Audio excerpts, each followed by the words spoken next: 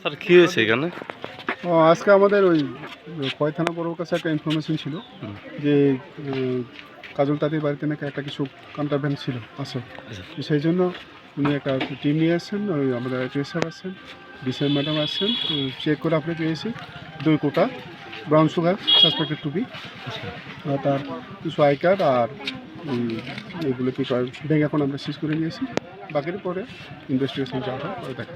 Sir কেউ ধরা হয়েছে কি না, এখন ধরা তাকে পাওয়া যায়নি, সেই বাইক আছে। ঠিক আছে, জায়গাটার নাম কি স্যার? এটা তো বনকর বান্দের পার। Thank you sir.